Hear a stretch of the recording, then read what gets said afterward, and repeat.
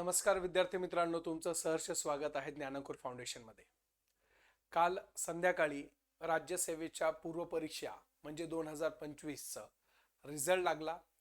त्याच्यामध्ये काल आपल्याकडं जी काही मेरिट लिस्ट आहे त्या मेरिट लिस्ट असलेला संपूर्ण संदर्भ हा आपल्या डोळ्यासमोर उघडकीस आला आणि त्याच्यामध्ये काही विद्यार्थी नाराज झाले, काही विद्यार्थ्यांना यश प्राप्त झालं. ज्या विद्यार्थ्यांना यश प्राप्त झालंय त्यांना सदा सर्व काळ माझ्याकडनं शुभेच्छा. पण ज्या विद्यार्थ्यांना ह्या स्वरूपाच्या माध्यमातून एकंदरीत सेटबॅक बसला की सर आता काय करायचंय, आता पुढची दिशा काय असेल, याबद्दल आज आपण चर्चा करणार आहोत. तर या बाबतीमध्ये ऑलरेडी मी 3 महिन्यापूर्वीच ह्या सगळ्या गोष्टी सांगितल्या होत्या की 115 किंवा 115 प्लस ज्या विद्यार्थ्यांचा कट ऑफ असेल त्यांनी मेची तयारी करून ठेवा. का? कारण की तेव्हाच मी सांगितलेलं होतं, बघा इथं मी तुम्हाला कदाचित दाखवत असेल, 115 प्लस ओपनचा लागणार आहे आणि काल लागला तो 116. म्हणजे एकंदरीत माझा जो काही अंदाज होता तो अंदाज चुकलेला नव्हता. कारण की ज्या पद्धतीचा पेपर होता, ज्या पद्धतीने ह्या सगळ्या गोष्टी डिपिक्ट करत होतो, तर त्याचा असलेला जो काही संदर्भ आहे तर त्याच्यानुसार तर मला वाटत होतं की 115 आणि 115 किंवा 118 यामध्ये फ्लोट केल्या जाईल. तो फ्लोट होता होता 116 मध्ये फ्लोट झालेला आहे. त्यामुळं आपल्याला आता ज्या विद्यार्थ्यांचा असलेला इथं रिझल्ट आलेला आहे त्या विद्यार्थ्यांना आता पुढची दिशा काय आहे हे एकंदरीत कशा प्रकारे असायला पाहिजे याच्यावरही आपण चर्चा करू.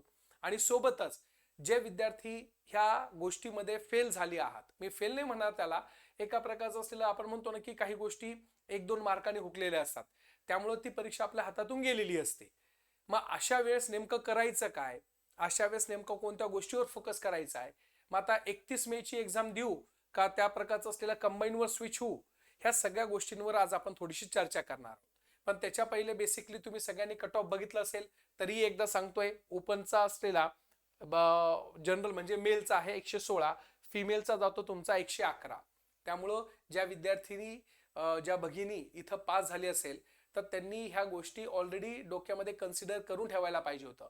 खूप विद्यार्थ्यांचे जेव्हा फोन येत होते तेव्हा 109चा कट ऑफ माझा आहे किंवा 109 मला मार्क्स आहे असे बोलल्या जात होते. परंतु मी त्यांना सांगत होतो की 110 प्लस असेल तर तुम्ही, आणि लेडीज असेल तर तुम्ही तर गो हेड करायला पाहिजे. तेव्हाच त्या विद्यार्थ्यांनी ठरवलं पाहिजे होते की येस आपण फॉरवर्ड जायला पाहिजे. एससी जनरलचा असेल 109 लागलेला आहे, त्याच्यानंतर फिमेलचा 104 लागलेला आहे. अशा पद्धतीने जर बघायला गेलं तर आता मला थोडंसं अप्रूप हे वाटतंय की एससी जर स्पोर्ट्स ग्रुप ए असेल तर फक्त 17.50 आहे, म्हणजे 17 मार्क तुम्हाला घ्यायचे होते. म्हणजे मी तर म्हणतो की 8×2=16 म्हणजे 9 क्वेश्चन जरी बरोबर आले असते, 9-10 क्वेश्चन जरी, तरी तुमचं असलेलं झालं असतं. म्हणजे स्पोर्ट्सचे पण विद्यार्थ्यांना खूप फायदा असतो अशा पद्धतीने. मग अशा पद्धतीने ज्यावेळेस आपण बघतो तर हा कट ऑफ लागलेला होता. जनरली 3 महिन्यापूर्वी मी सांगितलेलं होतं की 115 लागणार आहे. त्यामुळं ज्या विद्यार्थ्यांनी तयारी केली असेल तर त्यांचं असलेलं बेस्ट लक आहे. आता प्रश्न पडतो की सर नेमकं करायचं काय. आता बघा, आपल्याकडं आता मेच्या डेट पण आलेले आहे. मेची डेट काय आलेली आहे, 29 मार्च. आज जर आपण बघायला गेलं तर आज आपल्याकडे आहे 8 फेब्रुवारी, 28 फेब्रुवारी. 28 फेब्रुवारी ते 28 मार्च म्हणजे आता आपल्याकडं फक्त आणि फक्त आपल्याकडे किती महिना बाकी आहे, 1 महिना बाकी आपल्याला, बरोबर आहे. आता प्रश्न निर्माण होतो की सर मेची तयारी आता मी करू का कसं करू, कारण की कन्फर्मेशन आम्हाला आत्ता भेटलंय 1 महिन्यापूर्वी. मग 1 महिन्यामध्ये काय होणार आहे, बी प्रॅक्टिकल. एका महिन्यामध्ये काहीच होत नाही. बी प्रॅक्टिकल, जे विद्यार्थी आतापर्यंत राज्यसेवेच्या निकालावर बसलेले होते, निकालाची वाट बघत होते आणि निकालाच्या असलेल्या द्विधा मनस्थितीमध्ये थांबलेले होते, तर त्या विद्यार्थ्यांना माझं स्पष्टपणे असं मत आहे की आता तुमच्या हातामध्ये 1 महिना बाकी आहे. किती महिना बाकी आहे, 1 महिना बाकी आहे. परंतु एक प्रॅक्टिकल जर विचार करायला गेलं तर लेकरांनो विचार करा की आपला जो काही राज्यसेवेचा असलेला जो पॅटर्न आहे, ह्या पॅटर्न मध्ये तुम्हाला 1750 मार्काचा रिटर्न आहे. किती आहे, 1750 मार्काची रिटर्न आहे. जर प्रॅक्टिकल विचार करायला गेलं तर आपल्याला 1750 मार्कामध्ये आपला एसएचा पेपर आहे, त्याच्यानंतर तुमचे असलेले जीएसचे सगळे पेपर आहे, त्याच्यानंतर तुमचा असलेला ऑप्शनल पेपर आहे, आणि याच्यामध्ये अजून ऍडिशनल आहे ती म्हणजे काय, लँग्वेजचा पेपर.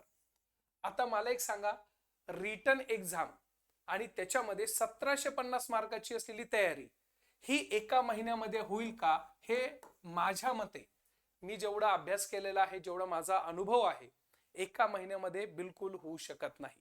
हा, जर तुम्ही पहिल्यापासून म्हणजे 3 महिन्यापूर्वीपासून जर तुम्ही प्रॉपरली त्याचा अभ्यास करून ठेवला असेल, म्हणजे प्रॉपरली तुम्ही एसे लिहिण्याची प्रॅक्टिस करून ठेवली असेल, लँग्वेज पेपरमध्ये बऱ्यापैकी तुमची असलेली ओव्हर द कमांड आलेली असेल, सोबतच जीएस पेपरचं असलेलं तुम्ही कन्फिगरेशन करून स्वतःच्या नोट्स तयार करून ठेवल्या असतील, तर तुम्हाला तिथं 100% काय असणार आहे? बेनिफिट असणार आहे. याच्यामध्ये अजून एक मला सांगायची इच्छा आहे की जीएस पेपर मधले जे काही 1, 2 आणि 3 आहे, ह्या पेपरमध्ये नियर टू बी तुम्ही लिहू शकतात, ऍटलीस्ट जनरलाइज पेपर असतात. परंतु जेव्हा जीएस पेपर 4चा आपण विचार करतो, तर त्यावेळेस जीएस पेपर 4 मध्ये हे अप टू द जे आपण म्हणतो ना की इम्पॉसिबल आहे. का? कारण की त्याच्यामध्ये आपल्याकडे केस स्टडीज पण आहे आणि थोडं थेरॉटिकल पण आहे. मग 125 मार्काचा थेरॉटिकल, 125 मार्काचा असलेलं तुमचं असलेलं काय असणार आहे? केस स्टडीज आहे. मग याच्यामुळे प्रॉब्लेम काय होतो की प्रॉब्लेम हा होतो की तुमच्या जीएसचा पोर्शन जो आहे तो पोर्शन एका महिन्यामध्ये कव्हर होणार नाहीये. फ्रँकली, जर तुम्ही ऑप्शनल मागच्या 1.5 वर्षापासून करत असेल, तर तुमच्या ऑप्शनलची तयारी बऱ्यापैकी झालेली आहे असं मी कन्सिडर करू शकतो. परंतु ज्या विद्यार्थ्यांनी 3-4 महिन्यापूर्वीच ऑप्शनलची तयारी केली असेल, कदाचित त्यांचं ऑप्शनल बऱ्यापैकी झालेलं असेल, परंतु लक्षात घ्या, बी प्रॅक्टिकली जर विचार करायला गेलं तर 500 मार्काला आपला ऑप्शनल येतो आणि 500 मार्काच्या तयारीमध्ये आपल्याला नियर टू बी 50%च्या वरती तरी मार्क्स घेणं अपेक्षित असतं. एक कॉम्पिटिटिव्ह एक्झामची तयारी करणाऱ्या विद्यार्थ्याला हे माहिती आहे की ऍटलीस्ट तुम्हाला 50% पेक्षा मार्क असणं अपेक्षित आहे. म्हणजे तुम्हाला 250+ मार्काची तयारी तुमची ऑलरेडी झालेली पाहिजे, मगच तुम्ही पेपर चांगल्या पद्धतीने लिहू शकतात. मग अशा पद्धतीने जर बघायला गेलं तर 1750 मार्काचा असलेला जो रिटर्न आहे, तो रिटर्न एका महिन्यामध्ये होऊ शकत नाही. हे प्रॅक्टिकली आपल्याला बघावंच लागणार आहे. मग सर आता आम्हाला पर्याय काय आहे? पर्याय आपल्याला दोन्ही आहे. एक तर तुम्ही मेन्स द्यायचीच. जे विद्यार्थी पास आउट झालेले आहे त्या विद्यार्थ्यांनी मेन्स द्यायची नाही असं बिलकुल करायचं नाही. मेन्स द्यायची. का द्यायची मेन्स? 2 गोष्टीसाठी. एक तर म्हणजे तुम्हाला अनुभव पण येऊन जाईल आणि दुसरी गोष्ट तुम्हाला एक आयडिया येऊन जाईल की कशा प्रकारचे क्वेश्चन फ्रेम केल्या जातात, कशा प्रकारचे क्वेश्चन्स येतात, कशा स्वरूपामध्ये त्या सगळ्या गोष्टी हँडलिंग करता येऊ शकतं. जे विद्यार्थी आता फॉर्च्युनेटली पास झालेले आहे, तर त्या विद्यार्थ्यांचा जर बऱ्यापैकी अभ्यास झाला असेल, तर मी हेही सांगतो की त्या विद्यार्थ्यांनी इथं जर पेपर व्यवस्थित लिहिण्याचा किंवा मांडण्याचा प्रयत्न केला तर त्यांना इंटरव्ह्यू कॉल पण येऊ शकतो. कारण की एक बेसिक प्रिन्सिपल आहे की जेवढे पण विद्यार्थी मेन्सला अपीयर होणार आहे ते विद्यार्थी कदाचित यूपीएससी करणारे विद्यार्थी असतील किंवा 2 वर्षापासून ते फक्त मेन्सचाच अभ्यास करताय किंवा डिस्क्रिप्टिव्ह स्वरूपातल्याच परीक्षेचा अभ्यास करत असतील. तर हे सगळे जे काही विद्यार्थी आहे तर त्या विद्यार्थ्यांना त्याचा नक्की फायदा होऊ शकतो आणि इथं कट ऑफ हा मेन्सचा खूप कमी लागू शकतो. त्यामुळे फायदा ही विन विन सिच्युएशन आहे. याच्यामध्ये एक माझा विद्यार्थी आहे, एक कशाला 2-3 विद्यार्थी आहे. तर त्याच्यामध्ये ऋषिकेश वगैरे माझा विद्यार्थी आहे, त्यांनी कालच मला मेसेज केला होता की सर झालंय म्हणून, आणि तो 2023 पासून डिस्क्रिप्टिव्ह पॅटर्नचा अभ्यास करतोय. मग अशा वेळेस ऋषिकेश सोबत जेव्हा मी काल डिस्कशन केलं तर त्याचं बऱ्यापैकी रिटर्न वगैरे हे झालेलं आहे. तो म्हणे की फक्त आता ऑप्शनलला मला थोडासा वेळ द्यावा लागणार आहे. मग असे जे काही विद्यार्थी आहे जे ऑलरेडी नरिश झालेले आहे तर त्या विद्यार्थ्यांना 100% याचा फायदा आहे. परंतु परत ते सांगाल की जे विद्यार्थ्यांनी कालच्या रिझल्टवर त्यांनी पुढे डिसाईड करण्याचा प्रयत्न करत असेल तर थोडंसं कॉशियस व्हायचं. फक्त तुम्हाला एक गोल्डन चान्स हा आहे की तुम्हाला चान्स भेटलाय मेन्सला अपीयर होण्याचा. पहिल्याच मेन्सला तुम्हाला अपीयर होण्याचा चान्स भेटलेला आहे. गुड लक जर तुमच्या सोबत असेल आणि तुम्ही चांगल्या प्रकारची प्रिपरेशन एका महिन्यामध्ये परत रिव्हिजन करत असेल तर ऍटलीस्ट जीएस व्यवस्थित करून ठेवा. एसे पण तुम्हाला लिहिता येऊ शकतो आणि ऑप्शनलच्या बाबतीमध्ये थोड्याफार पद्धतीने जे काही तुम्ही अभ्यास केला आहे त्याचं तुम्ही रिटर्न करा. मग आता जे विद्यार्थी त्यांना शुअरिटी आहे, हे बघा प्रॅक्टिकली हे आहे की आपण सगळ्यांसोबत खोटं बोलू शकतो, स्वतःसोबत खोटं बोलू शकत नाही. तुम्हाला स्वतःला माहिती आहे की मी एका महिन्यामध्ये खरंच ह्या गोष्टी कंप्लीट नाही करू शकत. मग माझ्यासाठी पर्याय काय? तर पर्याय हा आहे की पर्याय तुम्हाला 31 मे, हा 31 मे जी आपली राज्यसेवेची असलेली पूर्व परीक्षा आहे, हा एक तुम्हाला गोल्डन चान्स आहे. मी परत शब्द वापरेल, गोल्डन चान्स. का मित्रांनो? लक्षात घ्या, ऑलरेडी तुम्ही राज्यसेवा पूर्व परीक्षा 2025 क्रॅक केलेली आहे. तुम्ही 2025 ची मेन्स देणार आहात. 2026 ची राज्यसेवा पूर्व परीक्षेची तयारी ही ऑलरेडी न कळत तुमची तयारी चालूच आहे. मग अशा वेळेस ज्या विद्यार्थ्यांना आता कमी चान्स भेटलेला आहे, ज्या विद्यार्थ्यांना आता त्या स्वरूपाच्या बाबतीमध्ये बऱ्यापैकी ज्या काही गोष्टी लागतात त्या गोष्टीची पूर्तता त्यांच्याकडनं होत नसेल, त्या विद्यार्थ्यांना गोल्डन चान्स आहे की 31 मे या स्वरूपाच्या बाबतीमध्ये जी काही एक्झामिनेशन तुमची आहे, ह्या एक्झामिनेशन मध्ये ह्या सगळ्या गोष्टीवर तुम्ही फोकस करायलाच पाहिजे. का फोकस करायला पाहिजे? कारण की लक्षात घ्या की राज्यसेवा पूर्व परीक्षा 2026 मध्ये जवळपास 139 पदांची भरती केल्या जात आहे आणि त्याच्यामध्ये डीवायएसपी वगैरे क्लास 1च्या पोस्ट ऍड झालेल्या आहे. मग अशा वेळेस जर आपण इथं अभ्यास करत असेल आणि ऑलरेडी आपला अभ्यास झालेला असेल आणि तुम्ही ऑलरेडी 2025 ची मेन्स पण देणार आहात आणि पुढे चालून तुम्हाला परत पूर्व परीक्षेची चान्स असेल, मी म्हणतो की हे जे विद्यार्थी आता इथं पास झालेले आहे, तर त्या विद्यार्थ्यांना डबल गोल्डन चान्स आहे की पुढे तुमच्या 2026 मध्ये मेरिट लिस्ट मध्ये तुम्ही येशाल. कारण की तुम्हाला खूप चान्स भेटणार आहे. विचार करा ना, तुमची असलेली पूर्व परीक्षा 31 मे ला होतीये. नाही म्हटलं तरी या संदर्भामध्ये हिचा पण रिझल्ट अशाच पद्धतीने 1-1.5 महिन्यामध्ये लागून जाईल आणि पुढे चालून तुम्हाला परत 3-4 महिन्याचा स्पॅन भेटतोय. ऑलरेडी तुमचा जीएस असलेला पोर्शन कव्हर झालेला आहे आणि त्या स्वरूपाच्या बाबतीमध्ये तुमचं असलेलं जो काही मार्गक्रमण आहे, ह्या मार्गक्रमणामध्ये कंटिन्युएशन मध्ये आहे. त्यामुळे तुम्हाला उलट आता गोल्डन चान्स आहे, तुम्ही बिलकुल सोडता कामा नये. आणि जे विद्यार्थी नवीन अपियर होत आहे, हे तर जुन्या विद्यार्थ्यांसाठी गोल्डन चान्स आहेच, परंतु जे विद्यार्थी फर्स्ट टाइम 31 मे ला पहिली त्यांची असलेली एमपीएससी ची पूर्व परीक्षा देत असेल, तर त्यांनाही खूप गोल्डन चान्स आहे. का लेकरांनो? कारण की 2025 चा असलेला मेन्सचा पेपर तुमच्या हातामध्ये असणार आहे. त्यामुळे त्याचाही एक अंदाज तुम्हाला अप्रत्यक्षरित्या मध्ये भेटणार आहे की येस, अशा प्रकारचा असलेला पेपर असतो, अशा प्रकारचे असलेले क्वेश्चन्स येतात, अशा प्रकारच्या ह्या सगळ्या गोष्टी असणार आहे. त्यामुळं कट ऑफ ज्यांचा लागलेला आहे, कट ऑफच्या वरती जे गेलेले आहे, त्या विद्यार्थ्यांना बेस्ट लक. जे विद्यार्थी कट ऑफच्या खाली आलेले आहे त्यांच्यासाठी चान्स आहे 31 मे म्हटल्यानंतर जर आज आपण बघायला गेलं तर फेब्रुवारी संपतंय. मार्च, एप्रिल, मे मोकळ्या हाताने तुमच्याकडं 3 महिने आहे. यस, मी स्पष्टपणे सांगतो 3 महिने आहे. शेवटच्या दिवसापर्यंत आपल्याला अभ्यास करायचा आहे.